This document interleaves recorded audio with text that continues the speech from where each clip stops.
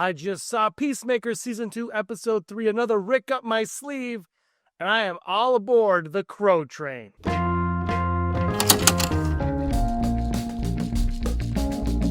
Hey everyone, this is Digital Charcuterie. My name is James. Thank you so much for stopping by. If you're a fan of Peacemaker on the DCEU, hit that subscribe button. I talk about it all the time right here on the channel. I had my preview to the episode the other day. Today is my review recap of what went down in episode 3 of the second season of Peacemaker, an episode I quite enjoyed. And if you haven't seen this episode, I urge you, hit the pause button or go watch it. I'll see you in 45, 50 minutes, whatever it was, because there are spoilers to come here. You can't talk about the show without talking spoilers, especially this episode. All right, now that the spoilery warning is out of the way, let's get right into it. Peacemaker Season 2, Episode 3, another Rick up my sleeve, might be the boldest, darkest, and most layered episode of the series this far. James Gunn isn't just giving us action, crude jokes, and John Cena dancing around in a toilet bowl helmet. He's pulling in the multiverse twists, emotional flashbacks, shocking returns, and even planting seeds for the wider DC universe. By the end of this episode, I wasn't only questioning Chris Smith's sanity, but also whether his so-called best dimension ever is actually the worst nightmare he's ever faced. The episode opens with a flashback that changes everything we thought we knew about Hardcourt. 3 years before the Suicide Squad, she was romantically involved with Rick Flag Jr. Yes, Joel Kinnaman returned. He was back. He said a few months ago, no, I would never do that show, to paraphrase, and here he is doing the show in a great moment that we got. It also somewhat brought the events of Suicide Squad, the previous movie, into canon. The two are together, vulnerable and happy, sharing their feelings with one another, and suddenly all of Hardcourt's icy walls make sense to us. She just isn't guarded because of her job. She's been carrying the trauma of losing the man she loved. And to twist the knife even deeper, she lost him at the hands of Christopher Smith. That one choice in Corto Maltese has haunted them both, and Gunn finally forces us to look at it head on.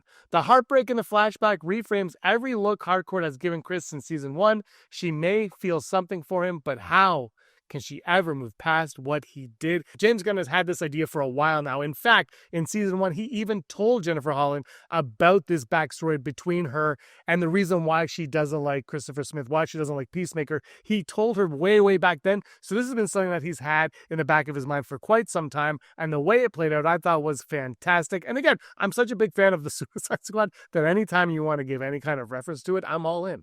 Then we get our dance sequence and launch back into the best dimension ever. On the surface, it looks like a dream come true. People adore him. He's got his own tricked out motorcycle called the Peace Cycle, decked out with missiles and chrome flames. His wardrobe matches his bathroom tile. He says he looks like a Kardashian, something his brother does not understand. That is a reference that doesn't exist in the best dimension ever. You see the mural in town and women literally flashing him on the street, people crying, children laughing. Everyone loves Peacemaker here. But right away, something feels wrong. And I've been saying for some time now, you can go on the channel if you see my other videos, I think there is something up with the Terrific Trio. And now we're starting to see where they are in this society, and people idolize them. They idealize the Terrific Trio, and is that good? The alternate Peacemaker is a corrupt, drug-abusing egomaniac. There's something up with this world, right? The way that everybody approaches him, the best dimension ever, women flashing him, people cheering him on the street. It all feels so staged, so put together, like forced, almost forced, if you want to say that. Like they're doing this because they have to, and you have a kid crying.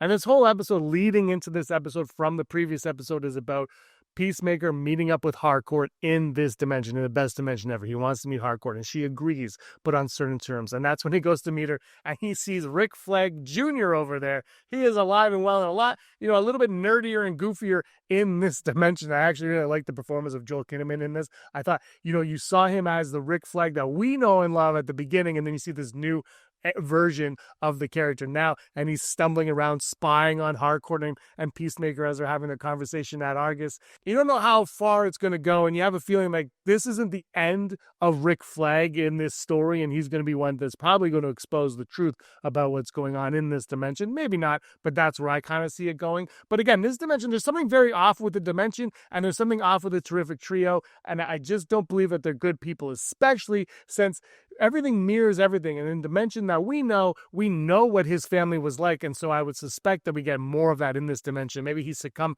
to his father a little bit more. So we'll see where all that goes. This leads us to a nice date. It was a nice romantic date where they shared a hot dog and Hardcourt got some mustard and all over the place.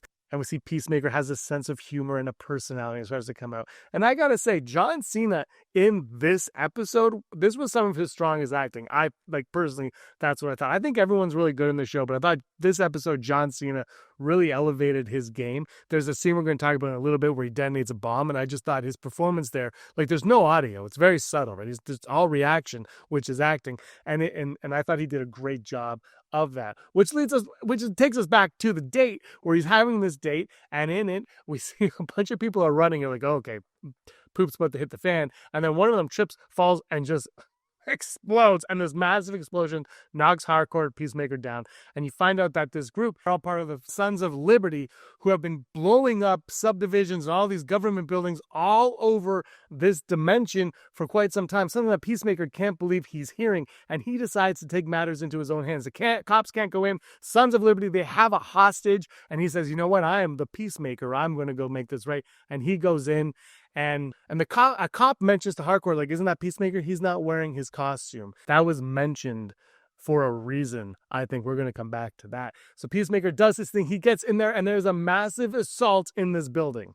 It's one of the bloodiest, funniest, and most unsettling fights in the series. Chris goes full savage mode, but instead of his iconic helmet and costume, he's in leather pants and dress shoes. But there's nothing funny about the brutality. He axes a terrorist to death, uses pencils as weapons, uses a photocopier as a weapon, and smashes the crap out of a dude. And then as the helicopter comes to take the Sons of Liberty away in their triumphant moment after they detonate this bomb that's going to blow up the whole block, Peacemaker stands in the stairwell and guns each one of them down. Boom, boom, boom, boom, boom. And that was awesome. And you see Peacemaker at his bed. Then he goes and he detonates the bomb, but he doesn't know what he's doing. And this is the moment I was talking about. He starts peeling the pieces out. It's like aux cables in my old car.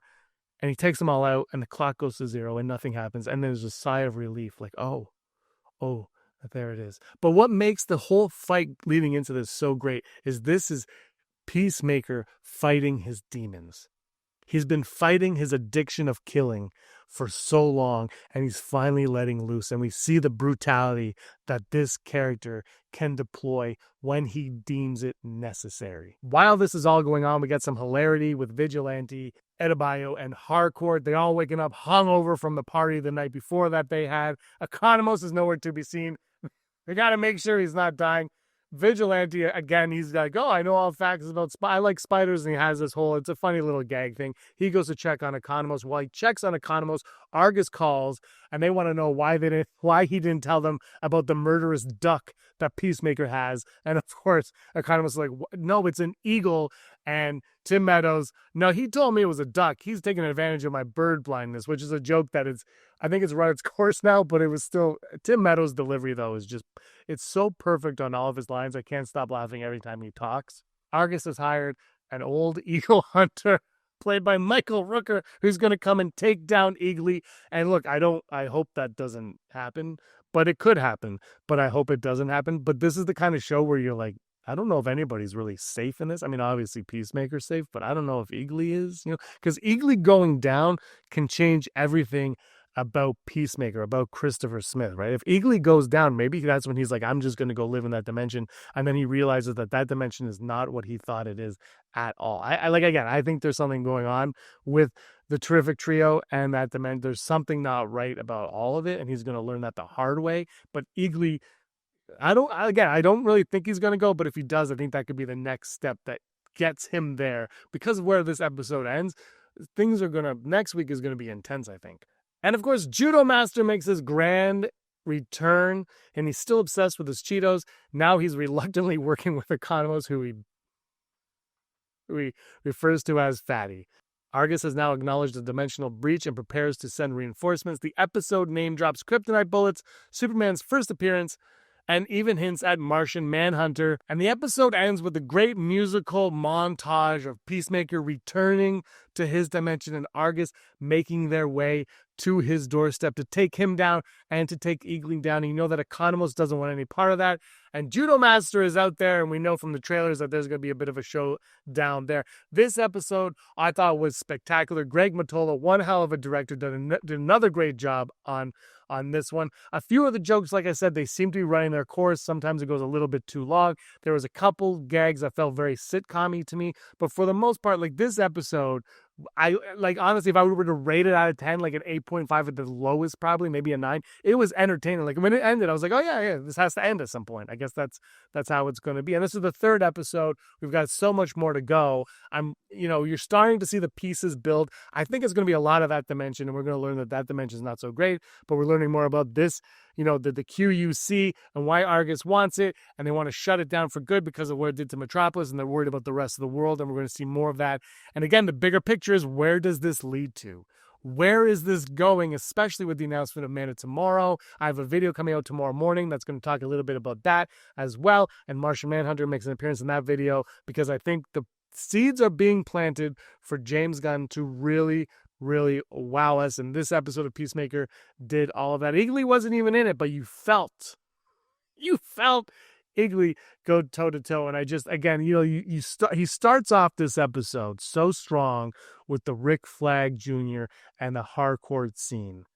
And then he pushes you into the dance sequence. And then out of that, you have this complete new understanding of where Hardcourt's mentality is. And then you have even more of an understanding of this guy, Peacemaker, who's trying to ditch his old life for this new life. And he thinks this other place is where he wants that new life, but things aren't what they seem.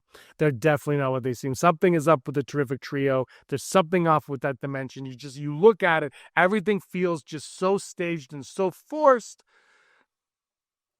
Something's up. Something's up. I don't know what. And if you guys know, let me know in the comments down below. But something is up with that dimension. Terrific Trio, been saying it since day one. I don't trust them. His dad was no good in our dimension, and I'll bet you he's no good in that dimension. But he's good to his kids, or maybe not. But on the surface, he is. Those are my thoughts on Peacemaker.